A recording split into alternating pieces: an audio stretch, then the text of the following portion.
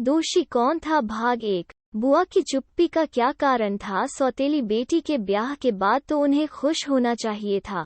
कहा करती थी कि इसकी शादी करके तर जाऊंगी। मुझे ऐसा प्रतीत हुआ जैसे हमेशा चहचहाने वाली बुआ कहीं खो सी गई हैं। बात बे बात ठहाका मारकर हंसने वाली बुआ पता नहीं क्यों चुप चुप सी लग रही थी। सौतेली बेटी के ब्याह के बाद तो उन्हें खुश होना चाहिए था। कहा करती थी कि इसकी शादी करके तर जाऊंगी। सौतेली बेटी बुआ को सदा बोझ ही लगा करती थी। उनके जीवन में अगर कुछ कड़वाहट थी तो वो यही थी कि वे एक दुहाजू की पत्नी हैं। मगर जहाँ चाह वहाँ राह। ससुराल आते ही बुआ ने पति को उंगलियों पर नचाना शुरू कर दिया और समझा बुझा कर सौतेली बेटी को उसके ननिहाल भेज दिया। सौत की निशानी वो बच्ची ही तो थी। जब वो चली गई तो बुआ ने चैन की सांस ली।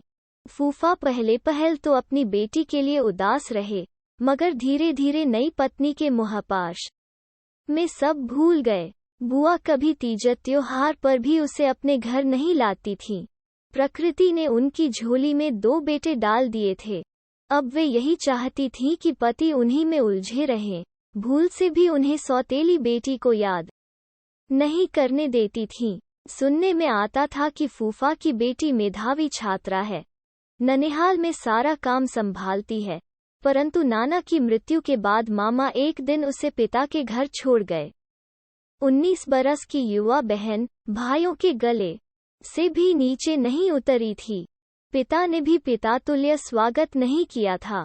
मुझे याद है, उस शाम मैं भी बुआ के घर पर ही था। जैसे बुआ की हंसी पर किसी ने ताला ही लगा दिया था। मैं सोचने लगा, घर की बेटी का ऐसा स्वागत। अन्य भाव से बुआ ने उसे अंदर वाले कमरे में बिठाया और आग्नेय दृष्टि से पति को देखा, जो अखबार में मुंह छिपाए यूं अनजान बन रहे थे, मानो उन्हें इस बात से कुछ भी लेना देना न हो। पहली बार मुझे इस सत्य पर विश्वास हुआ था कि सचमुच माँ के मरते ही पिता का साया भी सिर से उठ जाता है। सुनो, वे लोग इसे यहाँ क्यों छोड़ गए? आपने कुछ कहा था क्या? बुआ ने गुस्से से पति से पूछा तो किसी अपराधी की तरह। हिम्मत करके फूफाजी ने सफाई दी, इसके मामा के भी तो बेटियां हैं न, अब नाना की कमाई भी तो नहीं रही। यहीं रहेगी तो क्या बुरा है? तुम्हें काम में इसकी मदद मिल जाएगी। अरे, ब्याहने को 1,00,000 2 लाख कहाँ से लाओगे? अपना तो पूरा नहीं पड़ता। बुआ मुझसे जब भी मिलती यही कहती, अरे गौतम, तू ही बता न कोई अच्छा सा लड़का। दान दहेज नहीं देना मुझे, किसी तरह यह ससुराल चली जाए तो मैं तर जाऊं। संयोग से मेरे एक मित्र का चचेरा भाई बिना दहेज के शादी करना चाहता था। आनन फानन रिश्ता तय हो गया और जल्दी ही शादी भी हो गई। शादी के लगभग 2 महीने बाद मैं बुआ के घर गया तो पूछा, क्या बात है, अब क्या परेशानी है? बात क्या होगी? देवी जी वापस आ गई हैं मेरे कलेजे पर मूंग दलने। मुझे क्या पता था कि वो पागल है। ससुराल वाले बिठा गए हैं, कहते हैं पागल को अपने ही पास रखो। क्या? मैं स्तब्ध रह गया। जरा अपने दोस्त से बात तो करना। बुआ का स्वर कानों में पड़ा। फिर उन्होंने सौतेली बेटी को पुकारा, गीता, जरा चाय तो लाना, गौतम आया है। गीता सिर झुकाए सामने चली आई। मैंने तब शायद उसे पहली बार नजर भर कर देखा था। पागलपन जैसी तो कोई बात नहीं लगी। मैं सोचने लगा, बुआ की गृहस्थी का बोझ संभालती, भाग भाग कर सबके आदेशों का पालन करती गीता आखिर पागल कहाँ है? रिश्ता मैंने करवाया था, इसलिए एक दिन उसके पति से मिलने चला गया, पर वो तो मुझे देखते ही भड़क उठा। यार गौतम, तुमने मुझसे किस बात का बदला लिया है? आखिर ऐसी क्या बात है उसमें? अच्छी भली तो है। उसने मुझे हाथ तक नहीं लगाने दिया। उसे सजाने के लिए तो यहाँ नहीं लाया था। पागल लड़की, क्या बकते हो?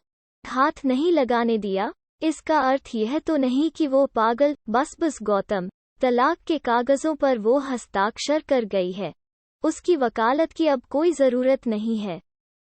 यह शादी तो टूटी ही समझो। शादी ब्याह मजाक है क्या? मजाक नहीं, मगर कोई तो नाता हो जो दोनों को बांध सके। उसने तो कभी मुझे नजर भर कर देखा तक नहीं।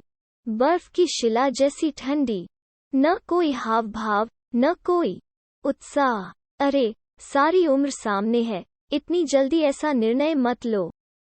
उस गरीब पर जरा तो तरस खाओ। नहीं गौतम, मुझसे अब और इंतजार नहीं होता। सचमुच एक दिन वो नाता टूट गया। एक तो सौतेली और उस पर परित्यक्ता बुआ का सारा आक्रोश उस गरीब पर ही उतरता। उसके पिता मूक बने सब देखते रहते। मैं अक्सर जाता और उसकी दशा पर कुढ़ता रहता। जी चाहता कि उससे कुछ बात करूं कि आखिर क्यों वो पति से निभा नहीं पाई। चंद महीनों में ही क्यों सब समाप्त हो गया। मैं उससे बात करने की कोशिश करता, मगर वो कभी मौका ही न देती।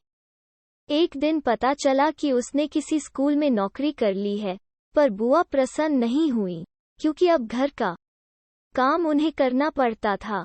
एक शाम ऑफिस से आते आते मैं बारिश में घिर गया। स्कूटर भी खराब हो गया, इसलिए उसे मैकेनिक के पास छोड़ा और पैदल ही चल दिया। पर मेरी खुशी का ठिकाना नहीं रहा जब बस स्टैंड पर गीता को भी खड़े पाया। थोड़ी देर बाद जब अंधेरा घिर आया तो मैंने कहा, टैक्सी कर लेते हैं गीता, मैं तुम्हें घर छोड़ दूंगा। जी नहीं, अभी बस आ जाएगी। आओ न, कहीं चाय पीते हैं, उसके बाद इसकी जरूरत नहीं, मैं चली जाऊंगी। गीता, अंधेरा हो रहा है। अच्छा, चाय रहने दो, अब चलो मेरे साथ। अनमनी सी वो टैक्सी में मेरे साथ आ बैठी। घर पहुंचने पर बुआ ने तीखी नजरों से हम दोनों को देखा। तीसरे ही दिन पता चला कि बुआ ने मेरे पिताजी के कानों में अच्छी तरह यह बात भर दी है कि अब मेरी शादी कर देनी चाहिए। साथ ही अपनी सहेली की बेटी भी सुझा दी थी। माँ और पिताजी लड़की भी देख आए।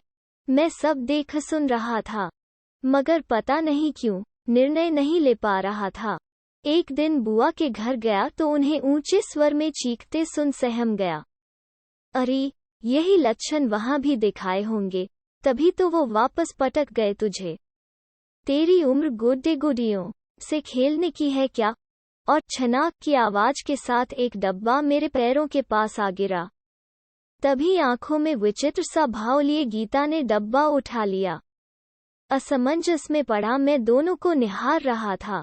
इसे मत फेंको माँ, इसे मत फेंको, गीता ने करुण स्वर में कहा। खबरदार, जो मुझे माँ कहा।